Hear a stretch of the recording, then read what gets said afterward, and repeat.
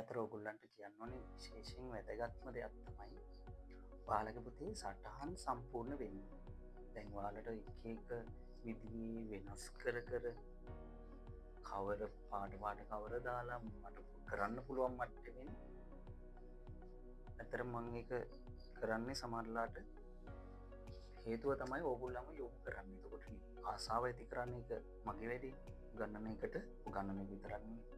ඒක නිසා ඉතින් මට කරන්න පුළුවන් මට්ටමින් මම මේ දේ කරන්නේ ඕගොල්ලෝ ලස්සනට මේවා සටහන් අඩුපාඩු නැතුව සම්පූර්ණ කරන්න ඕනේ. අඩුපාඩු හිතින් එක්ක ඕගොල්ලෝ පන්ති ආවේ නැති වුණොත් පරක් වෙලා આવොත් දැන් ඔයාලා ඔන්ලයින් ඉගෙන ගන්න දරුවෝ වෙන්න පුළුවන්, ෆිසිකලි ක්ලාස් එකක් වෙන්න පුළුවන්. කොහොම වුණත් දැන් මේක දරුවෙක් දැන් පොඩට කලින් ඇහුවා 11 වසරයි අයියා කෙනෙක්ගේ චුටි මල්ලි සර් අපිට ලොකුනාම ගණන්ද උගන්නන්න කියලා ගණන්නේ අපේ විද්‍යාව 11 වසර විද්‍යාව වැඩ කොටසක් තමයි කරන ගමන් ඉන්නේ. ඔයාලගේ මේ නිබන්ධන පුතේ මං කියේ නිබන්ධන සම්පූර්ණ වෙන්න අනිවාර්යයෙන්ම කරන්න ඕනේ කිසිම අඩුපාඩුවක් නැතුව. දැන් සමහර දරුවෝ ඉන්නවා එයාලගේ සටහන අසම්පූර්ණයි. මම මාසයක් ගානේ සම්පූර්ණ සටහන දරුවෙක්ගේ ටියුට් එකක් ඉවර වුණාම ඒ සම්පූර්ණ සටහනක් තියෙන පන්ති යාළුවෙක් එකක් දෙපුතෙක් එකක් ගන්නවා මේ ෆොටෝස්. අරන් PDF එකක් විදිහට හදලා ඔයාලට ඒක විතර ඉඳලා සම්පූර්ණ කරන්න ලෑස්ති කරනවා. සමහරවිට ස්පීඩ් රිවිෂන් හදනවා කියන්නේ ඒ පාඩම ස්පීඩ් වේගෙන් පැහැදිලි කරනවා ඒ සටහන අරන්. පුංචි වීඩියෝස් හදනවා.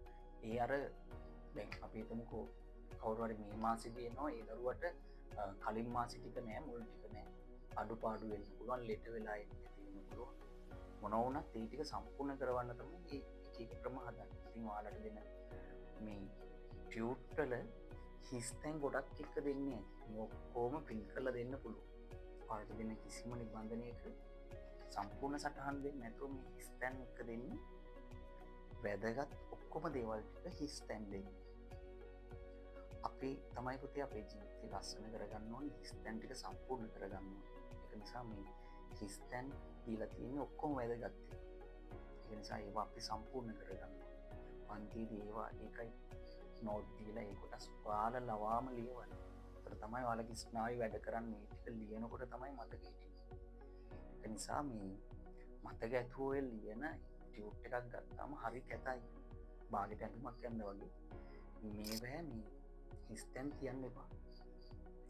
සටහන සම්පූර්ණ කරගන්න.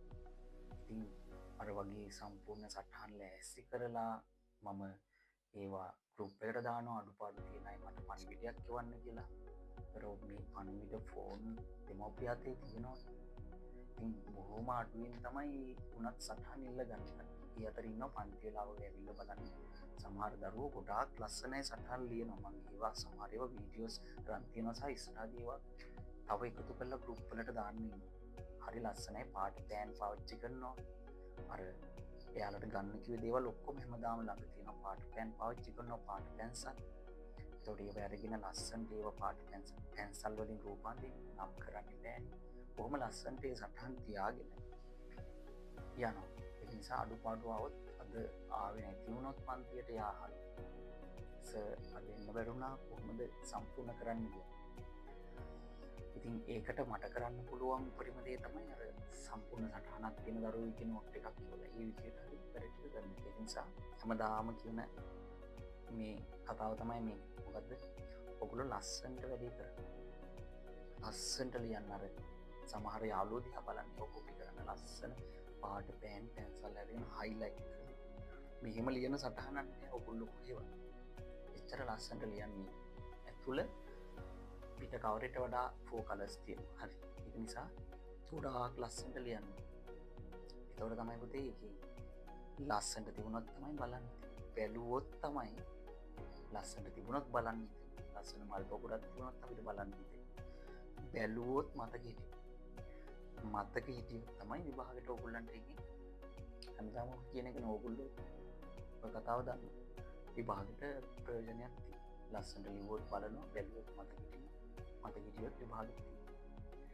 නිසා සටහන් අඩුපාඩු මම හිතන්නේ ඉස්සරහට තියාගයි කියලා.